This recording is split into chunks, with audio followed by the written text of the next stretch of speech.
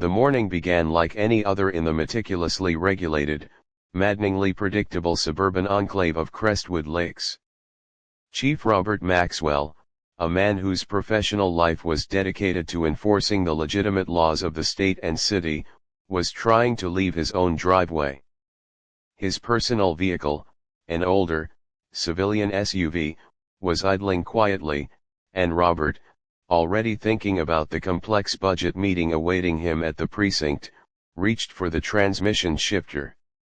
But his exit was instantly and physically arrested by a scene of staggering, almost surreal absurdity. Blocking his path, squarely positioned across the end of his driveway apron, were two golf carts, draped with tacky, oversized magnetic signs that read HOA Compliance and Safety Patrol. Standing stiffly in front of the golf carts were two men who, despite their cheap, ill-fitting khaki uniforms and clip-on badges, clearly viewed themselves as the final word in local law enforcement. These were the dreaded HOA cops, a designation the residents used with a mixture of contempt and fear. Their leader, a man named Gary, was puffed up with the kind of boundless, misplaced authority that only a volunteer position in a tightly governed community could bestow. Gary stood directly in front of Robert's bumper, clipboard in hand, his chest attempting to push against the confines of his polyester shirt. Robert sighed, dropping his head momentarily against the steering wheel.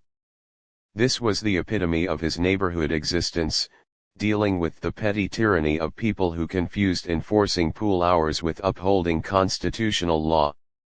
Robert slowly rolled down his window, maintaining a calm, practiced neutrality that he usually reserved for dealing with minor public disturbances. "Gentlemen," Robert said, his voice deep and measured, "I need to leave for work. Could you please move the carts?" Gary took a theatrical step forward, planting his feet wide, as if anticipating a physical struggle. "Mr. Maxwell," Gary announced, his voice thin but carrying the piercing, self-important tone of a bailiff reading a judgment. "We are executing a compliance enforcement action. As per Section 4.b of the revised CCRs, your vehicle is subject to immobilization due to outstanding fees. You have a delinquency of $79.95, relating to an unapproved mailbox finish." Robert blinked, genuinely astonished by the specificity and the sheer pettiness of the amount. A fine of $79.95 was currently preventing the highest-ranking law enforcement officer in the city from reporting to duty. "Gary," Robert replied, fighting the urge to simply reverse the SUV and nudge the flimsy golf carts aside, "the mailbox finish was approved 2 months ago. The fine was levied incorrectly, and I've already contested it in writing with the board secretary. I'm late for work, move the carts immediately." Gary shook his head with relish, clearly enjoying the display of dominance over a man he perceived as just another resident, a resident who drove a rather unassuming, slightly dusty SUV. "Contestations are pending resolution, Mr. Maxwell. Until the balance is zero, your privileges are suspended. And I'm authorized to maintain this blockade until the outstanding fee is paid in full, right here, right now. We accept debit or credit." Gary triumphantly brandished a small, handheld card reader. The situation escalated quickly as a few neighbors, drawn by the spectacle, emerged from their garages, pretending to water their plants while secretly observing the showdown. The other HOA cop, a silent, sweaty man named Kevin, stood rigid beside his cart, nervously clutching a laminated list of unauthorized shrubbery. Robert understood the game. Gary didn't care about the mailbox or the $79.95. He cared about demonstrating his perceived authority, particularly to Robert, whom Gary suspected of disrespecting the compliance patrol's true power. Robert knew he could not simply back down, but he also couldn't afford to engage in a physical confrontation that would end up as the lead story on the local news. Police chief assaults HOA officer over mailbox fine. He tried one last time to appeal to reason, professionalism, and self-preservation. "Gary, I am telling you, this is going to end very badly for you. You are obstructing traffic and preventing a necessary professional duty. Let me leave, and we can discuss this fine later today." Gary just smirked, mistaking Robert's measured tone for weakness. "Oh, I'm sure it will, Mr. Maxwell. But rules are rules. Unless you'd like me to call the police on you for creating a public disturbance, it's your choice." Gary crossed his arms, the picture of self-satisfied immovability. It was at this precise moment, standing in his driveway, trapped by two low-ranking volunteers over a trivial financial disagreement, that Robert decided the time for subtlety was over. He needed to deploy a level of authority that would instantly and permanently terminate Gary's delusion of power, a maneuver that would not only clear his path but also ensure the compliance patrol never again attempted such a reckless, ridiculous stunt in the name of a trivial fine. The confrontation over the /79.95 was about to be dwarfed by the true, constitutional authority Gary had so ignorantly provoked. The tension in the quiet street was a palpable thing, thick with the misguided authority of Gary and the boiling, yet controlled, frustration of Robert. Gary, basking in the attention of the onlookers pretending to prune rose bushes, remained utterly convinced he held the legal high ground, his eyes gleaming with the thrill of having trapped a non-compliant resident. He tapped the clipboard impatiently. "The card reader is ready, Mr. Maxwell. Pay the balance, or stay put." This final ultimatum, delivered with such unwarranted confidence, was the exact trigger Robert needed. He realized that no amount of polite reasoning, no subtle warning, would penetrate the thick armor of Gary's self-importance. The only thing that would work was the sudden, undeniable application of real, legitimate authority. Robert slowly reached into the console of his SUV. He did not grab his wallet, nor did he reach for a phone to call the board secretary. Instead, he pulled out a piece of equipment that was standard issue, kept nearby out of professional habit rather than daily necessity, a black, leather-bound wallet. He flipped it open with a crisp snap. The gold and black seal of the city police department caught the morning sun, reflecting sharply. Centered within the folding leather was a gleaming, seven-pointed star, the chief's badge, and beneath it, his official identification card, complete with his photograph and the bold, capitalized title, Chief of Police. The change in the atmosphere was instantaneous and complete. Gary's triumphant smirk froze mid-smugness. His eyes, initially fixed on the folded wallet, snapped up to Robert's face, then darted back to the shimmering badge, and then back again to the SUV's worn interior, searching for any sign of this being a joke. The silence was broken only by the distant, whirring sound of a lawn sprinkler. The other HOA cop, Kevin, dropped his clipboard, the plastic clattering loudly on the asphalt. Robert maintained a calm, steady gaze on Gary, allowing the gravity of the revelation to sink in fully. "Gary," he stated, his voice now entirely stripped of suburban civility, lowered to the deliberate, commanding pitch used in critical professional situations. "You asked me to move a discussion about a /79.95 fine to another time. I tried to comply. You chose to obstruct a serving officer of the city in the execution of his professional duty. You chose to use these vehicles and your unauthorized badges to create an illegal barricade on private property, preventing me from reporting to my office." Robert didn't raise his voice, but every word landed with the force of an official citation.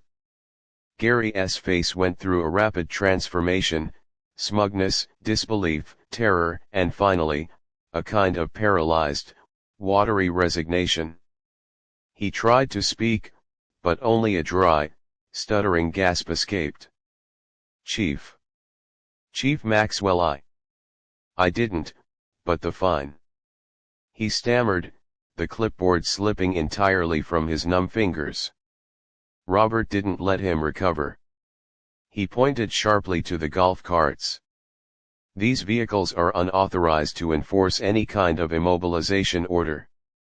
You are not peace officers. Your badges are not legitimate. You are currently engaging in unlawful imprisonment and obstruction. This is no longer a conversation about your HOA fine. Robert then reached for his two-way radio, a heavy, black device, and pressed the transmit button. The squelch of the radio, instantly connecting him to the city's main dispatch channel, was a sound of profound, real authority that physically startled Gary and Kevin. Robert spoke clearly into the microphone. Dispatch, this is Chief Maxwell, 10-8. I require 2 units, uniformed, non-emergency response, to my residence at address. Requesting they bring a flatbed trailer. Reason for request, 2 unauthorized, illegally marked vehicles are blocking a private drive. Also, request a supervisor from the Civil Authority Enforcement Division to cite 2 individuals for impersonating a public official and unlawful obstruction. The words Chief Maxwell and the command for 2 uniformed units and a flatbed trailer were enough to send Gary into total, irreversible panic. The sight of the police chief ordering his own arrest and the seizure of the compliance and safety patrol equipment over the airwaves was the final, total disintegration of his fabricated reality. Gary didn't wait for a response from dispatch. He threw the card reader onto the floor of the golf cart and scrambled toward the driver's seat of the nearest vehicle. Wait, Gary. Don't move anything. Robert commanded, his voice sharp enough to make the man freeze with his hand on the key. Robert knew the legal procedure had to be impeccable. Those vehicles are evidence. You are not to touch them. You will stand by and wait for the uniformed officers to arrive and explain your actions to them. Gary slumped, his shoulders drooping as all the air and puffed up importance drained from him. The transformation from HOA tyrant to pathetic, frightened resident was complete. The silent Kevin looked ready to bolt, but the sight of his leader's utter humiliation kept him rooted to the spot. The neighbors, no longer pretending to water anything, were now standing openly on their lawns, watching the chief of police officially dismantle the authority of the HOA patrol over a mailbox fine. Robert leaned back in his seat, the badge still gleaming, and waited for the sound of the approaching sirens, the real ones. The arrival of the 2 uniformed police units from the chief's own department was swift, professional, and devastatingly efficient. They approached the scene with the respectful deference due to their superior officer, but with the necessary, grim formality required for an official situation. The sight of the real, legitimate authority descending upon the flimsy facade of the HOA cops was the final, crushing blow to Gary's reign of terror. Robert remained in his SUV, observing the procedure unfold, letting the reality of the situation serve as the ultimate lesson in institutional humility. The senior responding officer, Lieutenant Harris, immediately recognized Robert's vehicle and badge, and quickly assessed the absurd scenario: the city's chief of police trapped by 2 golf carts and 2 men in unapproved uniforms. Harris approached Robert's window, received a brief, pointed explanation, and then turned his attention to Gary and Kevin. There was no shouting, no drama, just the cold, unyielding recitation of the law. Harris informed Gary and Kevin that they were being detained for questioning regarding potential violations of City Ordinance 8.12, obstruction of public officer, and misdemeanor statute 503, unauthorized use of official insignia or impersonation. Gary, still trembling, tried to revert to his HOA script, stammering, "But, the bylaws, the outstanding fine." Harris cut him off with a calm, firm wave of his hand.